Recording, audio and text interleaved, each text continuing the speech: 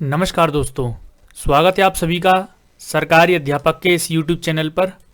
दोस्तों, आपको पता है सुपर टेट का हमने निशुल्क बैच स्टार्ट किया था और उसमें सुपर टेट में जीके की क्लासेस आपकी चल रही थी। इससे पहले 4 क्लास हो चुकी हैं। आप प्लेलिस्ट में जाइए और उन चारों क्लासों को भी देखिए।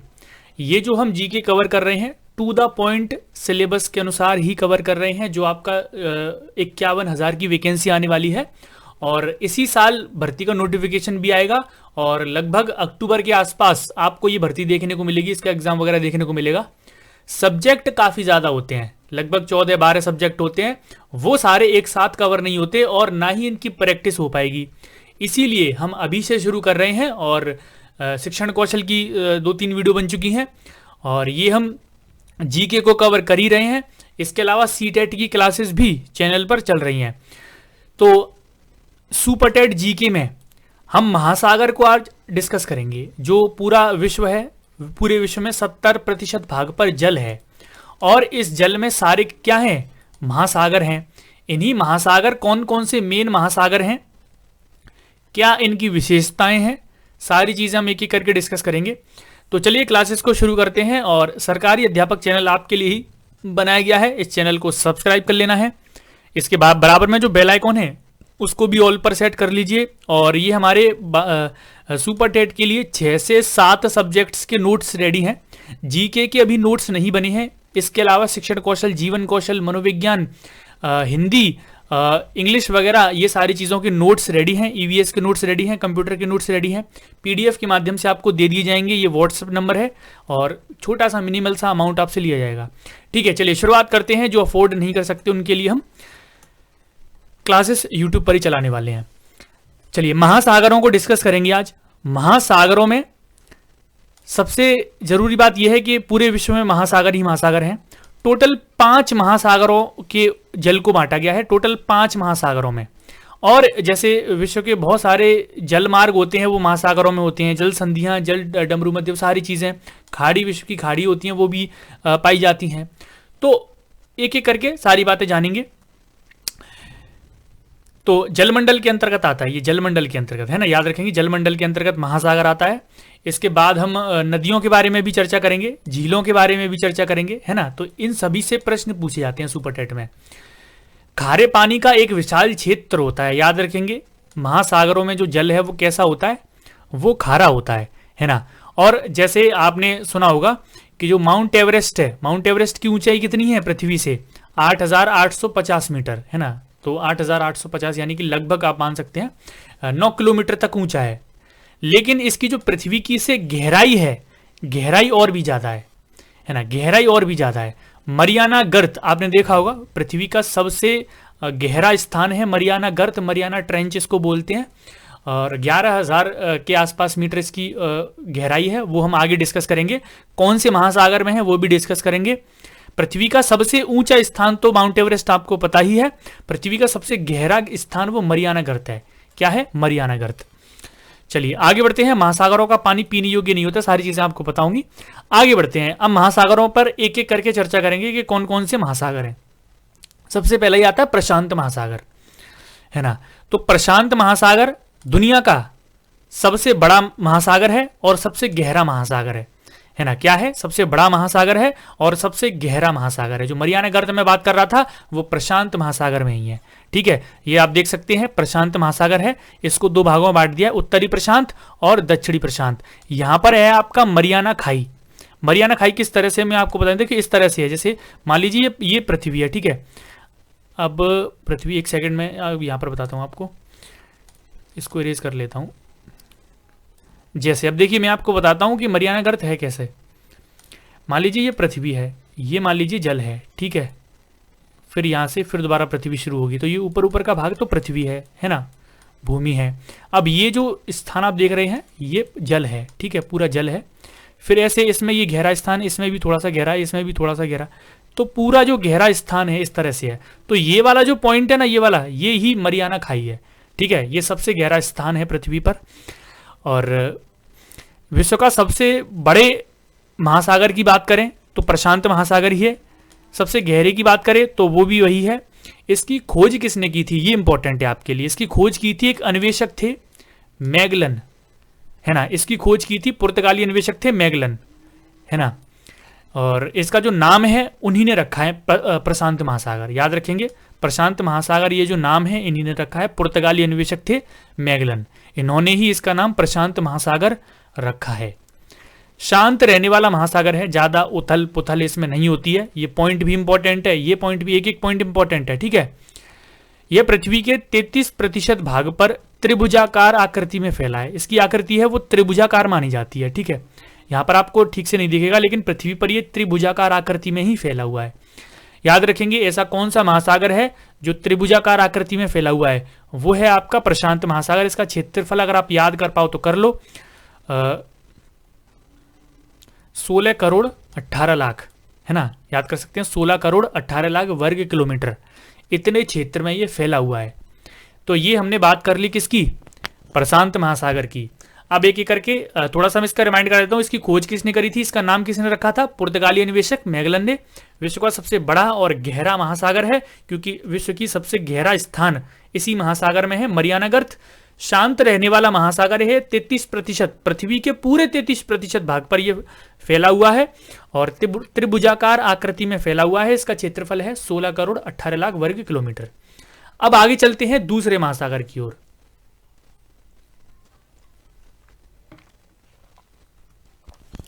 अटलांटिक महासागर, दूसरा महासागर है अटलांटिक महासागर। इसका नाम ग्रीक संस्कृति के शब्द के अनुसार पड़ा है। ग्रीक संस्कृति में एक शब्द है अटलांटिक, उसके आधार पर ही इसको अटलांटिक महासागर बोला गया है। और उस शब्द का मतलब क्या है अटलांटिक का, नक्शे का समुद्र। नक्शे का समुद्र, याद रखेंगे अटलांटिक का क्या अर्थ है, नक्शे का समुद्र। आप देख सकते हैं ये अटलांटिक महासागर है पूरा, ये यहां पर आप देख सकते हैं ये अटलांटिक महासागर है ना। और एक चीज और आप ये भी याद रखिएगा कि कौन से महासागर के पूर्व में कौन सा देश है, कौन सा महाद्वीप है, उसके दक्षिण में कौन सा देश या फिर महाद्वीप है। महाद्वीप पूछेगा ज्यादातर आपसे। इसके पश्चिम में पूर्व में कौन से महाद्वीप है ना। तो ये भी पूछ सकता है, आप याद रखिएगा। यूनानी देवता है एटलस, इनके नाम पर इस अटलांटिक महासागर इसका नाम पड़ा है। अंध महासागर इसको कहते हैं, है ना, क्योंकि ये एस आकृति में बना हुआ है। जैसे मैंने आकृति बनाई है, ये देखिए एस आकृति। वर्ल्ड का मैप देखोगे तो ये क्या है, इधर ये दक्षिण अमेरिका है, ये क्या है ऊपर उत्तरी अमेरिका यानी कि नॉर्थ अमेरिका। इधर क्या है, ये क्या है, ये अफ्रीका है ना। अफ्रीका के इधर हमारे भारत वगैरह आते हैं, यूरोप वगैरह है। तो ये आप देख सकते हैं एस आकृति का है। किस आकृति का है, एस आकृति का। अंध महासागर इसको कहते हैं, एस आकृति का है ये। यूरोप एवं अफ्रीका महाद्वीप को संसार से बाकी महाद्वीपों से अलग करता है। ये हो गया आपका पूरा यूरोप, है ना, ये आपका पूरा यूरोप हो गया। और ये हो गया आपका अफ्रीका। यूरोप को अफ्रीका से अलग कर रहा है कि नहीं कर रहा है, तो यूरोप को अफ्रीका से अलग करने वाला कौन सा महाद्वीप है, तो आप समझ जाना अटलांटिक महासागर है ना। महाद्वीप नहीं, सॉरी, महासागर, है ना। अटलांटिक महासागर के पूर्व में कौन सा महाद्वीप है, तो आप बोलोगे अफ्रीका। अटलांटिक महासागर के दक्षिण पश्चिम में कौन सा महाद्वीप है, तो आप बोलोगे साउथ अमेरिका, दक्षिणी अमेरिका। तो इस तरह से चीजें आपको याद भी करनी है, ठीक है। बरमूडा ट्रायंगल आपने सुना होगा, ऐसा बरमूडा ट्रायंगल है समुद्र में एक, जहां पर जाकर चीजें गायब हो जाती हैं, है ना। तो वो बरमूडा टेंटिकल्स या फिर बरमूडा ट्रायंगल, त्रिकोण, इसी महासागर में है। किस महासागर में है, अटलांटिक महासागर में। याद रखेंगे बरमूडा ट्रायंगल किस में है, अटलांटिक महासागर में। तो ये हो गया अटलांटिक महासागर के बारे में। रिवाइज करा देता हूं। एटलस, यूनानी देवता थे एटलस, उनके नाम पर रखा गया है। ये ग्रीक संस्कृति का एक शब्द था जिसका अर्थ था नक्शे का समुद्र, उसके आधार पर इसका नाम रखा गया है। अंध महासागर इसको कहते हैं, एस आकृति का है, मैंने आपको बता दिया। इसके आसपास में जो भी महाद्वीप हैं उनको भी आप याद रखिएगा। और ये भी याद रखिएगा कि बरमूडा ट्रायंगल कहां पर है, वो अटलांटिक महासागर में। ये इंपॉर्टेंट है, इसमें सारी चीजें मैंने केवल इंपॉर्टेंट रखी हैं। मैंने इसमें कोई भी चीज ऐसी नहीं रखी है जो आपको समझ में ना है, जो इंपॉर्टेंट नहीं, सारी चीजें इंपॉर्टेंट रखी हैं। अब बढ़ते हैं अपने हिंद महासागर की ओर। अच्छा, ये जो मैं क्रम में आपको बता रहा हूं ना, सबसे पहले मैंने आपको पैसिफिक ओशियन बता दिया, प्रशांत महासागर बता दिया, फिर अटलांटिक ओशियन यानी कि अटलांटिक महासागर बता दिया। तो सबसे बड़ा पैसिफिक है, प्रशांत महासागर है, दूसरे नंबर पर अटलांटिक है, तीसरे नंबर पर हिंद महासागर है। उसी क्रम में मैं आपको बता रहा हूं, ठीक है। तो हिंद महासागर क्या है, दुनिया का तीसरा सबसे बड़ा महासागर है। और ऐसा महासागर, पहला ऐसा महासागर जिसका नाम किसी देश के नाम पर पड़ा है और हमारे हिंदुस्तान के नाम पर इसका नाम पड़ा है। ठीक है, तो ये भी एक गर्व की बात है हमारे लिए कि हमारे देश के नाम पर, हिंदुस्तान के नाम पर हिंद महासागर इसका नाम रखा गया है। अब पृथ्वी की सतह पर उपस्थित पानी का 20% भाग इसमें है, यानी कि पृथ्वी की सतह पर जितना पानी है उसका 20% इस महासागर में है, हिंद महासागर में है। उत्तर में यह भारतीय उपमहाद्वीप से, जैसे जो भारत है ना हमारा, तो इसके नीचे ही तो है, तो ये भारत कहां पर हो गया, इसके उत्तर में, है ना। तो ये चीजें आपको याद रखनी है। हमारे पॉइंट ऑफ व्यू से ये ज्यादा इंपॉर्टेंट है कि इसके पूर्व में क्या है, पश्चिम में क्या है, उत्तर में क्या है, दक्षिण में क्या है। पश्चिम में पूर्व अफ्रीका है, इधर पश्चिम में अफ्रीका है, पूर्व में हिंद चीन है, पूर्व में हिंद चीन है, इसको हिंद चीन नाम दिया गया है। सुंदा द्वीप समूह तथा और ऑस्ट्रेलिया तथा दक्षिण में दक्षिण ध्रुवीय महासागर से घिरा है। थोड़ा सा यहाँ पर मिसप्रिंट हो गई है, ठीक है, याद रखिएगा। ऑस्ट्रेलिया वगैरह इसके यहाँ पर बोला गया है कि पश्चिम में, उत्तर में ये सारी चीज़ें हैं। ऑस्ट्रेलिया है, ऑस्ट्रेलिया भी है। और याद रखेंगे ये वाला पॉइंट इंपॉर्टेंट है कि इसको हिंद चीन बोला गया है, चीन वाले भाग को हिंद चीन बोला गया है। पश्चिम की अगर बात करें तो याद रखिएगा अफ्रीका नहीं, पूर्व अफ्रीका बोलिएगा, है ना, क्योंकि अफ्रीका के ये पूर्व में है, इसलिए पूर्व अफ्रीका।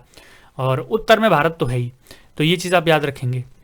विश्व में केवल यही एक महासागर है जिसका नाम किसी देश के नाम पर, यानी कि भारत यानी कि हिंदुस्तान के नाम पर इसका नाम पड़ा है, ठीक है। और प्राचीन ग्रंथों में इसे रत्नाकर कहा गया है ना, जिसका मतलब है रत्न उत्पन्न करने वाला महासागर।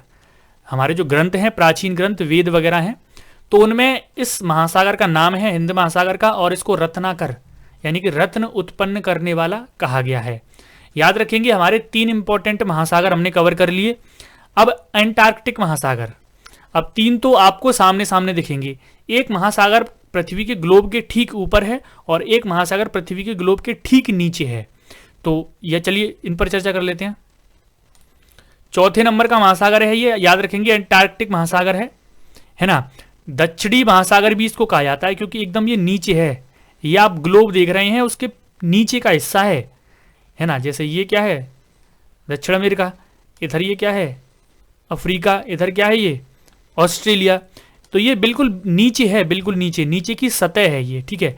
एंटार्क्टिक महासागर, क्यों इसको दक्षिणी महासागर इसलिए बोला गया है कि पूरा ही ये क्या है, दक्षिण में है। सबसे ठंडा महासागर है, याद रखेंगे सबसे ठंडा महासागर है। बर्फ का रेगिस्तान भी इसको कहा जाता है, बर्फ का रेगिस्तान भी इसको कहा जाता है, ठीक है। और एक आपने फैक्ट सुना होगा, जो हमारी ओजोन लेयर है उसमें जो छिद्र हुआ था वो इसी महासागर के एक स्थान था और इसी के वो ठीक ऊपर छेद हुआ था, ठीक है। तो वो भी आप याद रखेंगे। चलिए, 5वां महासागर है आर्कटिक महासागर। कौन सा महासागर है, आर्कटिक। तो 5 में सबसे 5वें स्थान पर है, सबसे छोटा बोल सकते हैं इसको, सबसे छोटा। और उथला, उथला सबसे छोटा ही होता है, ठीक है। ये देखिए, ये ऊपर वाला है, ऊपर का हिस्सा है, ये ग्लोब के ठीक ऊपर वाला हिस्सा है, नॉर्थ में, पूरा नॉर्थ में। इसे ध्रुवीय महासागर भी कहा जाता है क्योंकि ये ध्रुवों पर उपलब्ध है ना। ये दक्षिणी ध्रुव, उत्तरी ध्रुव है ना, तो ये उत्तरी ध्रुव पर है, उत्तरी ध्रुव, जो उत्तरी ध्रुव है वहां पर है ये, इसलिए इसको ध्रुवीय महासागर भी कहते हैं।